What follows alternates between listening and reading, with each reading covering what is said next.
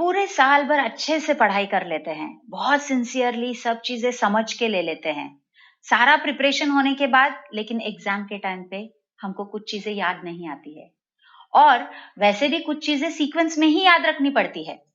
तो ये चीजें जब सीक्वेंस में याद करनी चाहिए तो ट्रिक्स के अलावा हमको कोई मदद नहीं कर सकता, और ये ट्रिक्स लाने के लिए कौन है? तो हम टीचर्स मदद करने के लिए है। ओके, सो आज के दिन हम एक ऐसी ही ट्रिक देखेंगे मेटल्स की रिएक्टिविटी सीरीज की। उसमें आपको मालूम है कि high reactive to low reactive ये सीरीज फ्लो होता है from top to bottom, right? और ये सीरीज के अंदर सबसे ऊपर वाला जो रहता है मेटल वो होता है हाई रिएक्टिव, और सबसे नीचे वाला जो होता है वो होता है लीस्ट रिएक्टिव। और ये रिएक्टिविटी सीरीज सीक्वेंस में क्यों याद रखना है ये भी आपको पता है, क्योंकि डिस्प्लेसमेंट रिएक्शन में बहुत जरूरत पड़ती है इस चीज की। ऑलराइट, चलिए सीखते हैं how to remember this reactivity series.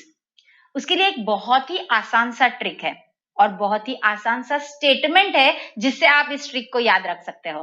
Okay, सो सबसे पहले let us understand and let us say that statement to learn the reactivity series. All right. So, Preeti sipped cold milk at zoo in London, holding cup made of shiny glass. This is the statement. बहुत आसान है। अब इसमें हर एक word का क्या meaning है?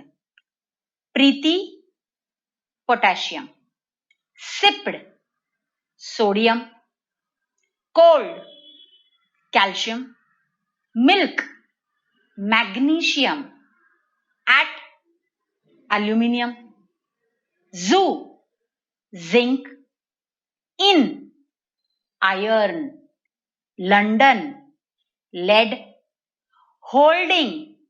अब ये होल्डिंग हाइड्रोजन है, hydrogen is a non metal, लेकिन फिर भी उसको हमने रिएक्टिविटी सीरीज में इसीलिए डाला है ये इंडिकेट करने के लिए कि above hydrogen all are high reactive और middle reactive, and below hydrogen now which we are going to discuss are all low reactive.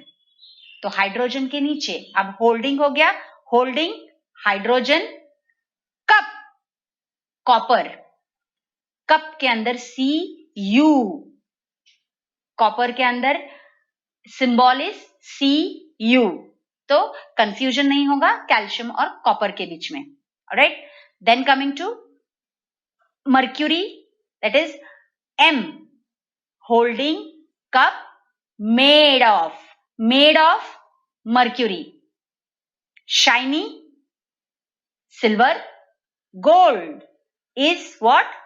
Glass, the glass is gold. So इस तरह से एक रिएक्टिविटी सीरीज का स्टेटमेंट, एक simple सा statement आपको पूरी रिएक्टिविटी सीरीज लर्न करने में हेल्प करेगा। सीक्वेंस तुरंत याद हो जाएगा आपको, एग्जाम के स्ट्रेसफुल कंडीशन में भी आपको आसानी से याद आ जाएगा, है ना? लेकिन यहाँ पे एक ही चीज आपको ध्यान में रखनी है, और वो ये है कि जब हम प्रीति से बिगिन कर रहे हैं, P is for potassium and not for phosphorus. Phosphorus is a non-metal.